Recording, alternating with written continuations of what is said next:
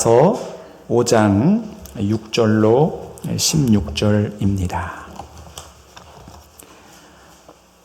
아가서 5장이고요. 6절부터 16절 마지막 절까지입니다. 찾으셨으면 한 번 더 자리에서 모두 일어나 주셔서 저와 함께 여러분의 성경이나 혹은 화면을 보시고 좀 기니까 부지런히 저와 함께 읽습니다. 자, 시작. 내가 내 사랑하는 자를 위하여 문을 열었으나 그는 벌써 물러갔네. 그가 말할 때에 내 혼이 나갔구나. 내가 그를 찾아도 못 만났고 불러도 응답이 없었노라. 성 안을 순찰하는 자들이 나를 만나며 나를 쳐서 상하게 하였고 성벽을 파수하는 자들이 나의 겉옷을 벗겨 가졌도다. 예루살렘 딸들아, 너희에게 내가 부탁한다. 너희가 내 사랑하는 자를 만나거든 내가 사랑함으로 병이 낫다고 하려무나 여자들 가운데 어여쁜 자야, 너의 사랑하는 자가 남의 사랑하는 자보다 나은 것이 무엇인가? 너의 사랑하는 자가 남의 사랑하는 자보다 나은 것이 무엇이기에 이같이 우리에게 부탁하는가? 내 사랑하는 자는 희고도 불고 많은 사람 가운데 뛰어나구나. 머리는 순금 같고 머리털은 고불고불하고 까마귀같이 검구나. 눈은 시냇가의 비둘기 같은데 우유로 씻은 듯하고 아름답게도 박혔구나. 뺨은 향기로운 꽃밭 같고 향기로운 풀언덕과도 같고 입술은 백합화 같고 모락의 즙이 뚝뚝 떨어지는구나. 손은 황옥을 물린 황금 노리개 같고 몸은 아루새긴 상아에 청옥을 입힌 듯 하구나. 다리는 순금 받침에 세운 화반석 기둥 같고 생김새는 레바논 같으며 백항목처럼 보기 좋고 입은 심이 달콤하니 그 전체가 사랑스럽구나. 예루살렘 딸들아, 이는 내 사랑하는 자요 나의 친구로다. 아멘. 자리에 앉아 주시기를 바랍니다.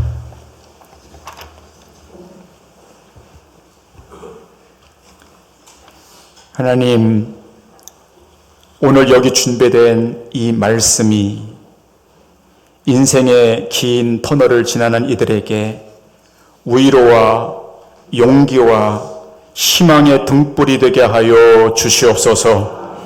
예수 그리스도의 이름으로 기도하옵나이다. 아멘. 우리 사랑하는 성도 여러분, 저를 한번 따라서 외쳐주시면 감사하겠습니다. 한번 큰 소리로 한번 저를 따라서 한번 해보시기를 바랍니다. 다 해보십시오. 저 뒤에도. 위기는 기회다. 다시요, 시작. 위기는 기회다. 우리 옆에 분에게 위기는 기회가 됩니다 하고 한번 해보세요. 시작. 위기는 기회가 됩니다. 할렐루야. 위기는 뭐가 된다고요? 기회가 돼요. 그래서 세상에서도 그런 이야기를 아주 많이 합니다. 그러나 성경 안에서, 믿음 안에서는 100%입니다. 어떤 위기가 여러분에게 오셔도 그 위기는 기회, 하나님이 일하실, 뭔가 배우고 하나님이 뭔가를 주시고 축복해 주시는 기회가 됨을 믿을 수 있게 되기를 바랍니다. 이제 오늘 내용이 이제 그런 내용입니다. 자, 앉아서 사진을 하나 보여드릴 텐데요. 신체 뼈입니다. 우리의 뼈입니다. 여러분, 우리 몸의 뼈는 몇 개나 될 것 같아요? 너무 어려운 질문이시죠. 206개라고 하네요. 206개. 굉장히 많죠? 뼈가 우리 몸에 200개나 더 되니까 얼마나 뼈가 많아요. 여러분의 뼈는 건강하신지요?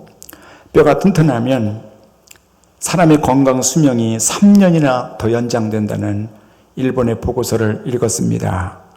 그래서 여러분, 뼈가 약하면 어렵습니다. 나중에 뼈가 건강해야 되는데 오늘 예배에 오신 분들 축복해요. 오늘 하나님이 여러분의 뼈를 건강하고 튼튼하게 해주시기를 축복합니다.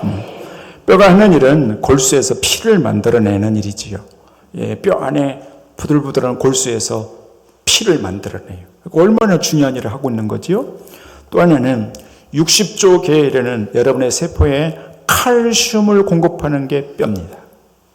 그러니까 이 뼈는 자기 스스로도 칼슘을 유지할 뿐만 아니라 자기 안에 보관되어 있는 이 칼슘을 온 세포에 나눠줘요. 그러니까 젊었을 때부터 뼈가 건강하신 분들은 칼슘이 충만합니다. 근데 그 칼슘이 다 빠져나가서 숭숭숭숭 뚫리면 그걸 골다공증이라고 그러잖아요. 그러니까 나중에 부러지면 큰일 납니다. 이 대퇴부나 골반 쪽에 한번 부러졌다. 그럼 못 일어납니다. 그래서 사망하시는 거예요.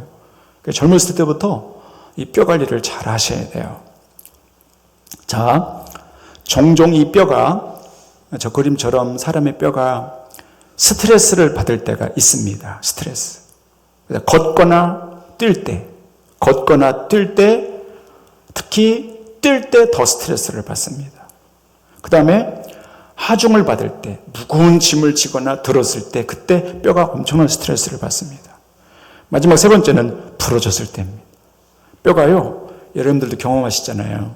뼈가 부러지잖아요. 엄청나게 아픕니다. 이거 못 잡니다. 이거 진통제 들어가지 않으면 뼈 부러지잖아요. 못 잡니다. 아파서. 뼈가 부러지면 엄청 이 뼈가 스트레스를 받습니다. 그런데 사랑하는 성도 여러분, 이 과정에서 놀라운 것이 하나가 있는데요. 뼈가 스트레스를 받을 때, 그때 그 뼈가 단단해지고 튼튼해진다는 사실입니다. 뼈가 부러지잖아요. 그러면 뼈 성분을 만드는 조골세포가 왕성하게 일어나서 골절 부위가 단단해진다는 거예요.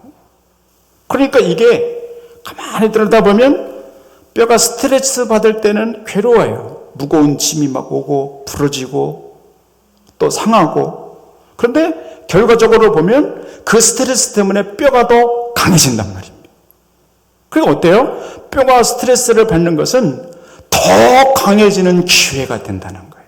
오늘 여기 예배드리러 오신 사랑하는 성도 여러분, 여러분의 마음이 골절을 입고 예배당에 이렇게 오신 분이 있을 수 있어요.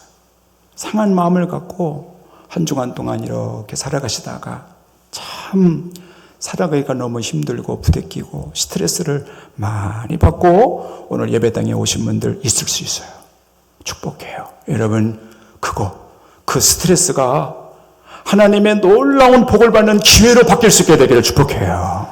그 스트레스 때문에 여러분의 영혼이 더 강건해지기를 주의 이름으로 축복합니다.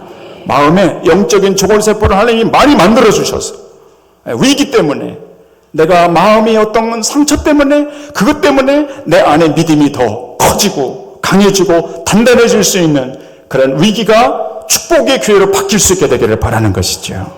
하나님 안에서는 100% 그런 일들이 벌어져요. 그게 오늘 아가서 5장이에요. 오늘 보면은 아가서 5장 전체는 술람미 여인의 고백으로 나옵니다. 물론 중간에 한 2절 정도는 예루살렘 여인들의 고백이 중간에 이렇게 삽입되어 있어요. 그러나 전체적으로는 술람미 여인의 신부의 고백이에요. 오늘 2절과 3절에서는 신랑과 신부 서로의 마음이 엇갈립니다. 마음이 멀어지고 있습니다. 이제 위기와 갈등들이 이들에게 찾아오고 있습니다. 6절과 8절에서는 큰 위기를 겪는데, 자, 여러분의 성경으로 한번 보십시오. 6절 중반에 보십시오. 신부가 이렇게 말합니다. 내 혼이 나갔구나. 그죠? 그리고 6절 끝에 보면 신부가 신랑을 찾아도 못 만났고 불러도 응답이 없네요.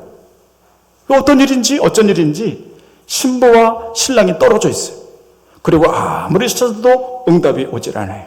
7절에 보면 더 심각한 일이 벌어져요. 성 안을 순찰하는 자들이 나를 만남에 나를 쳐서 상하게 하였다. 신부가 지금 테러를 당하고 있어요. 성안에 있는 사람들이 신부를 때리고 있어요. 그 다음에 성벽을 파수하는 자들이 나의 겉옷을 벗겨 가져갔도다. 옷을 빼앗기죠. 8절에는 끝절에 보면 이렇게 돼 있어요. 내가 사랑함으로 병이 낫다고 하려무나. 신랑을 그리워하는 상사병에 걸릴 정도로 이 신랑과 신부가 떨어져 있고 굉장히 큰 위기를 겪고 있습니다. 자, 사랑하는 성도 여러분, 우리가 아가서 5장을 이렇게 읽어 내려갈 때 신랑 신부 사이에 적잖은 위기와 갈등이 이 속에 깊이 배인 것을 봐요.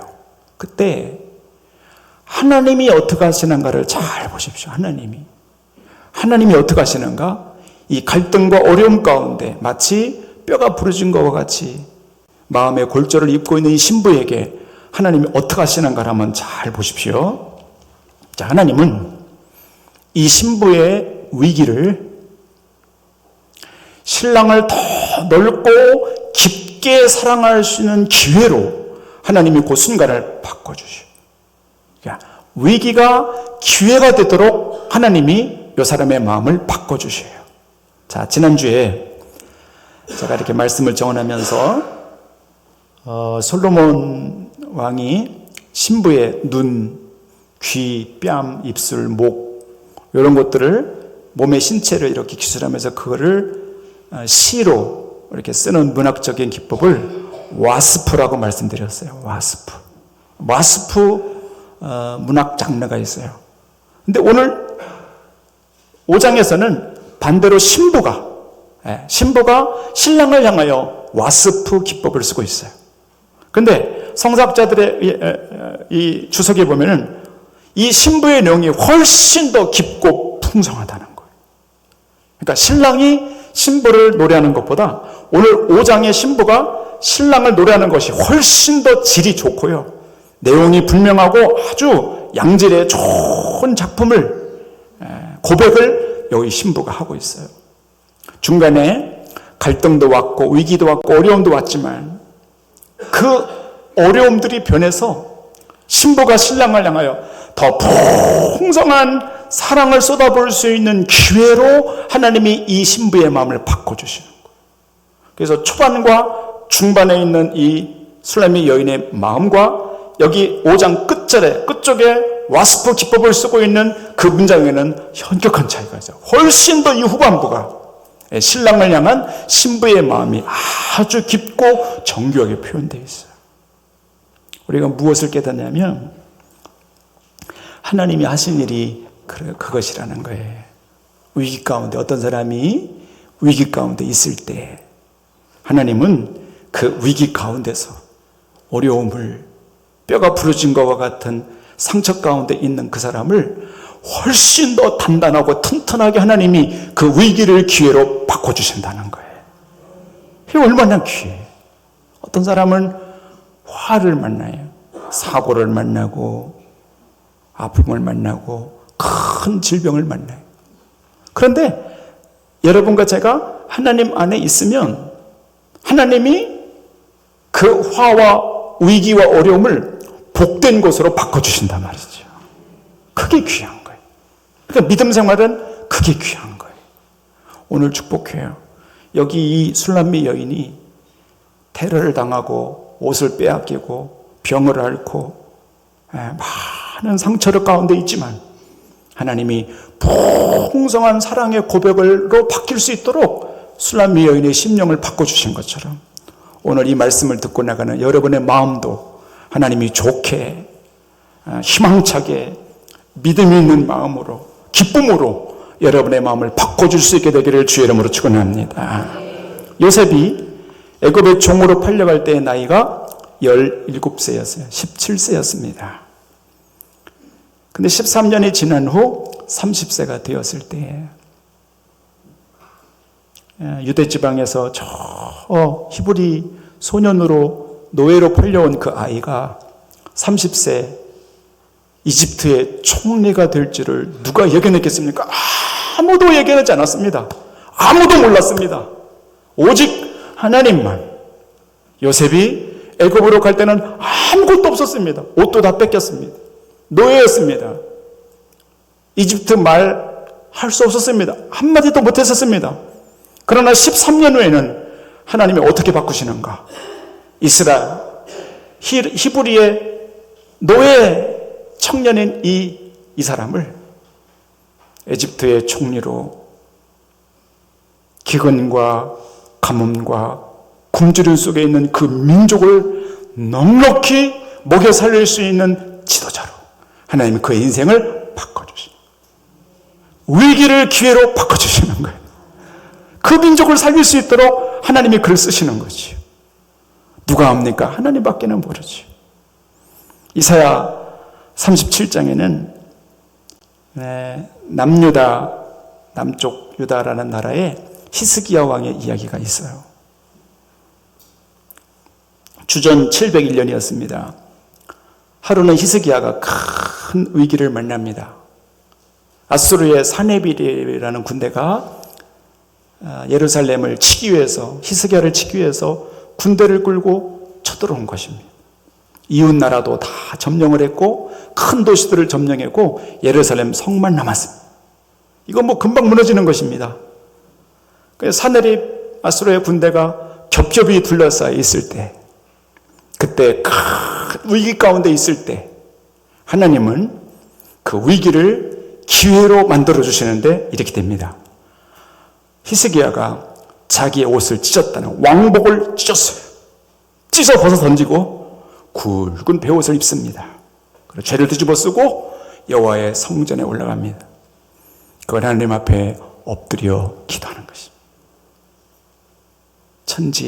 천지상간에 아무도 나를 도울 자가 없습니다. 하나님, 오직 하나님밖에 없습니다. 그래 내가 오직 하나님만 바라고 내가 기도하오니 하나님 도와주십시오.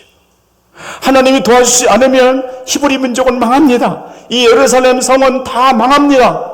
그러니 하나님, 천지상간에 하나님 한 분 내가 바라보니 이 밤에 하나님 도와주십시오 하고 간절히 히스기야가 엎드려 기도합니다. 그날 밤 히스기야 평생에 잊을 수 없는 하나님의 절절한 도움을 만납니다. 밤새 기도하고 나니 새벽녘에 하나님이 친히 말이죠, 하늘의 천군 천사를 보내셔서 이 아수르의 사네립의 모든 군대의 대적을 다 흩으시고 하나님이 친히 그 대적들을 다 치리하시고 처리하셨어요. 아침에 히스기야가 일어나 보니 다 죽어 있는 거예요. 여러분, 그때 히스기야가 하나님 앞에 시를 씁니다. 뭐라고 쓰냐면 이렇게 시를 씁니다. 만군의 여호와 하나님, 하나님은 나의 피난처요 나의 힘이시니 내가 환난 중에 만날 큰 도움이 되십니다. 하나님이 이 성 중에 계시니 이 성이 요동치 않을 것이며 새벽에 하나님이 우리를 도와주셨습니다. 땅이 변하든지 산이 흔들리든지 바다가 그 가운데 빠졌든지 그것이 뜰을 보러 넘치더라도 우리는 두려워 아니하겠습니다. 만군의 여호와 하나님이 나와 우리와 함께 계시니 야곱의 하나님은 우리의 피난처가 되십니다. 그랬어요. 그래서 히스기야는 평생 그때 절절히 하나님을 만나요. 하나님이 하시는구나, 하나님이 저렇게도 하시는구나. 쉽게 체험하지 못하는 놀라운 하나님의 역사를 눈으로 보고 체험하고 경험해요. 그게 어디서 왔는가? 위기 때 오는 거예요. 편안할 때 오는 게 아니에요. 위기 때 하나님을 만나게 되는 거예요, 여러분. 병이 왔을 때, 내가 쓰러졌을 때, 넘어졌을 때, 마음에 골절상을 입었을 때, 그때 우리의 믿음이 강건해지는 시간이란 말입니다. 왜? 기회는 위기가 된단 말입니다. 그때 하나님을 만나는 시간이 된단 말입니다. 그때 하나님의 역사를 체험하는 시간이 되는 것이에요. 여러분의 삶 속에서도 그렇게 되기를 축복해요. 위기를 만나신 우리 성도님도 오늘 여기 예배 중에 있습니까? 축복해요. 여러분도 히스기야처럼 하나님을 바라보시고 꼭 붙들고 계시면 놓지 않고 붙들고 계시고 그 주님을 붙들고 그 터널 속에 잘 지켜 깨어 계십시오. 그러면 반드시 하나님이 그 위기, 그 터널의 긴 위기 속에서 하나님의 축복의 기회로 하나님이 바꿔주십니다. 그렇게 변하게 되기를 주의 이름으로 축원합니다. 자, 한번 그림을 보세요. 여러분도 그러시겠죠? 이렇게 어렸을 적에 농사 지시는 부모님들 곁에서 이렇게 뵈면은 가을에 꼭 저걸 하시더라고요. 벼농사도 많이 졌지만 논두개, 팥두개, 콩농사를 많이 지었어요. 그래서 가을에 이렇게 되면 막 가을 빛이 따뜻할 때 그때 추수해 놓고 앞마당에 저 콩을 다 넣으시더라고요. 그럼 몇 날 며칠이고 이렇게 널어요. 그럼 막 놀다 보면서 왔다 갔다 하다 보면은 어느 순간 도리끼질을 하시더라고요. 도리끼를 들고 나와서도 하루 종일 두들겨요.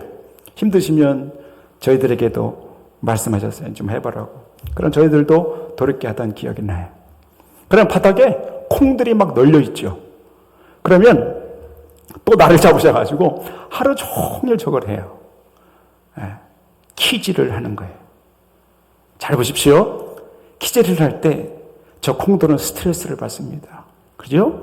키질할 때 저 안에서 막 키질하잖아요. 스트레스를 받는 거예요. 그런데 저 키질을 할수록 알곡들은 주인 쪽으로 옵니다. 여러분 키질할 때 먼지는 바깥으로 나가게 돼 있고, 모래나 먼지나 잡동사니는 저 바깥으로 나가게 돼 있고요. 키질을 하면 할수록 알곡은 어디로 와요? 주인 쪽으로 오는 거예요. 그래서 키질은 알곡이 주인으로 쪽으로 가는 기회가 되는 거예요. 키질을 해야 가는 거예요. 주인의 기쁨이 되는 거예요.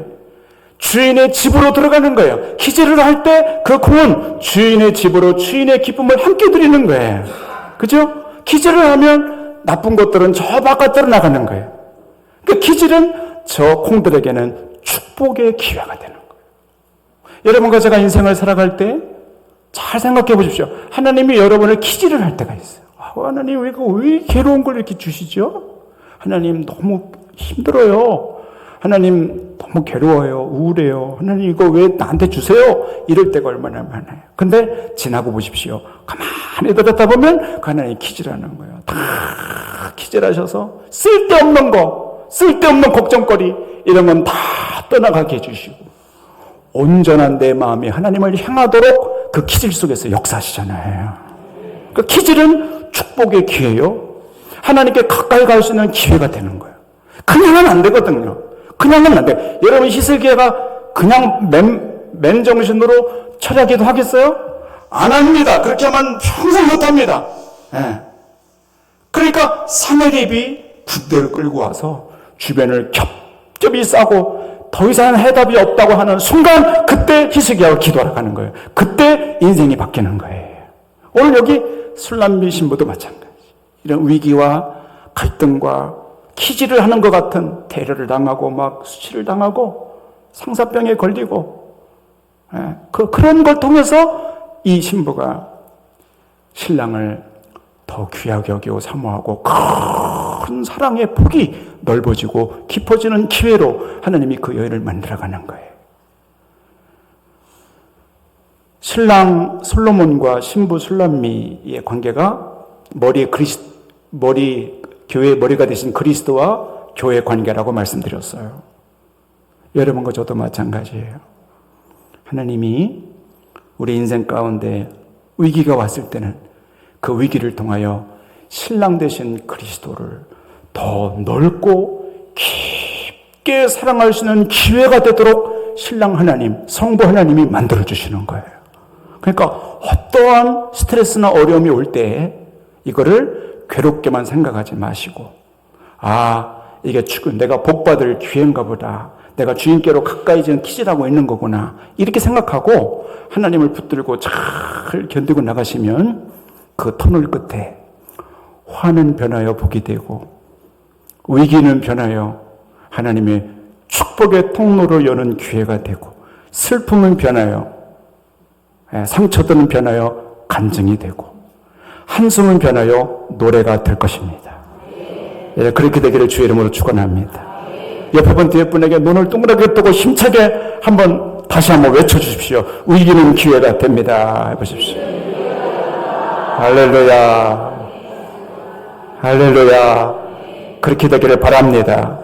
그러니까 너무 슬퍼하거나 우울하거나 낙심하지 말라는 것입니다.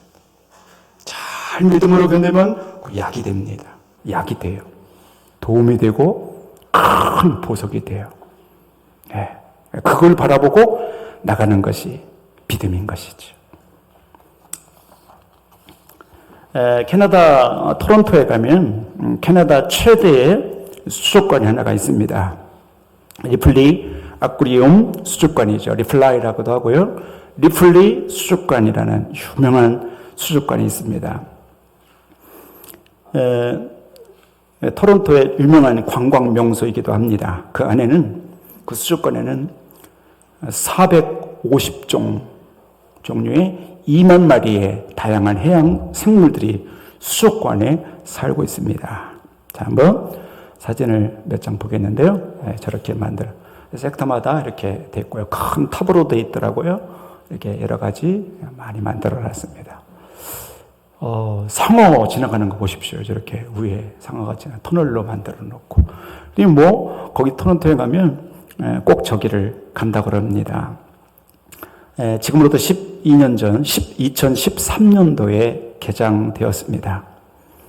그때 이거 만들 때 이야기입니다. 태평양 연안에 수많은 물고기들을 토론토까지 자동차로 운송할 계획을 세웁니다.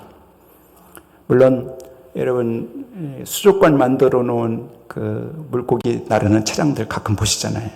그 차 안에 수족관이 다 만들어져 있거든요. 저 태평양 연안에서 토론토까지 2주 걸린다 했습니다. 2주 동안 그 물고기를 토론토로 옮기는 것입니다.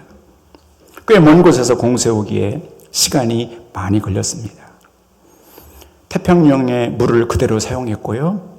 온도도 그대로 맞췄고 수압도 그대로, 그리고 햇빛의 양도 가급적 그대로 비추어서 설계를 했고 2주에 걸쳐서 저 태평양 연안의 먼 나라에 있는 그 해양 생물들을 토론토로 옮겼습니다.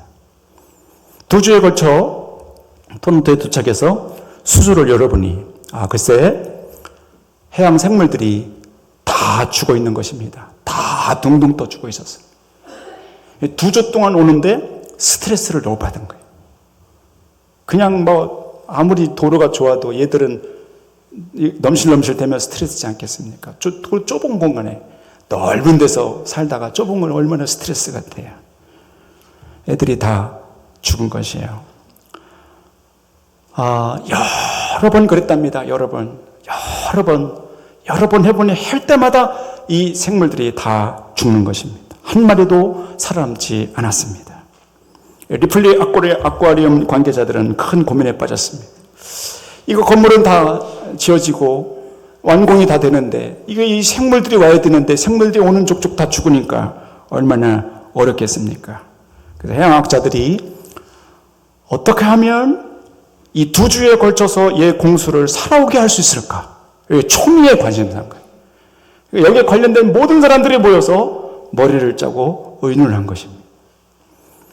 그런데 이거를 해결하기 위해서 여러 가지 아이디어들이 개발됐는데 그 중에 이런 기가 막힌 아이디어가 개발됐습니다. 그 생각이 참 재밌습니다. 그 뭐냐면 이동하는, 이 2주 동안 걸리는 이동하는 물고기들에게 스트레스를 주자는 것입니다. 얘들한테 한번 스트레스를 줘보자. 그래서 어떻게 했냐면 그곳에서 이곳에서 올 때에 출발할 때 그 수족관, 자동차 수족관 안에 문어 새끼와 상어 새끼를 집어넣자는 거예요. 천적들을 집어넣자는 거예요. 그래서 한번 해보는 거죠. 한번 상상해 보십시오. 이동하는 수족관 안에 수백 마리의 생물들이 있습니다. 문어 새끼와 상어들이 막 돌아다닙니다. 근데 문어에게 잡히면 문어가 발로 몸을 조입니다. 상어에게 잡히면 살점이 뜯겨집니다. 그러니까 2주 내내 그 수족관 안에 있는 애들이 정신을 바짝 차리고 도망다니는 것입니다. 그리고 밤낮이 없습니다. 밤낮 애들이 돌아다니는데 2주 동안 애들이 정신을 바짝 차리고 토론토로 돌아오는 것입니다. 자, 우리 사랑하는 성도 여러분, 다 대답해 보십시오. 2주 후에 토론토에 도착해서 수족관의 수조를 딱 여니 그 생물들이 살았습니까? 죽었습니까? 다 살아있더랍니다. 한 마리도 안 죽어있더랍니다. 한 마리도 안 죽고 다 살아있더랍니다. 이야, 너무 신기하죠?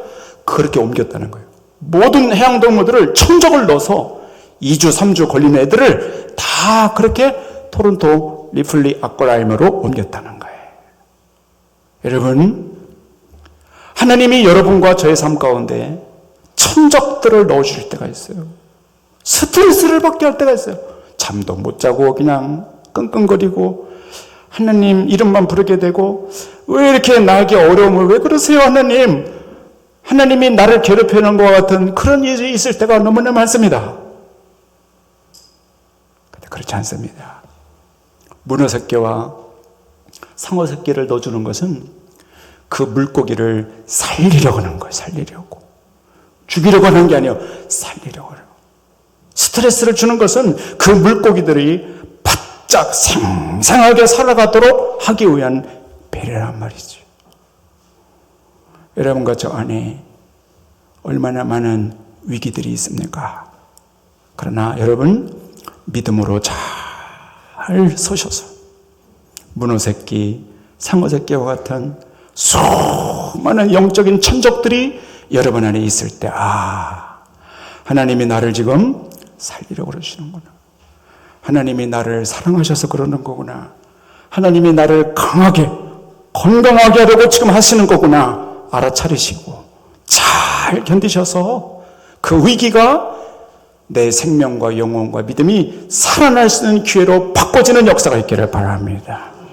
화가 변하여 복이 되는 역사, 위기가 변하여 기회가 되고, 슬픔이 변하여 간증이 되고 말이죠. 한숨이 변하여 찬송이 되는 하나님이 모든 상황들을 바꿔주신 이 아름다운 역사가 여러분 모두에게 임할 수 있게 되기를 주님의 이름으로 축복합니다. 광고 하나 더 드리고 이제 기도하려고 합니다. 우리 정석동 집사님, 이정희 집사님, 이제 이번 주죠. 이번 주 토요일 날 결혼 예식이 가정에 있습니다. 위에서 기도해 주시고, 우리 단톡방에 보면은 또 이렇게 공지가 이렇게 올려져 있어요. 잘 보시고 이렇게 따라 주시고 위에서 기도해 주시고.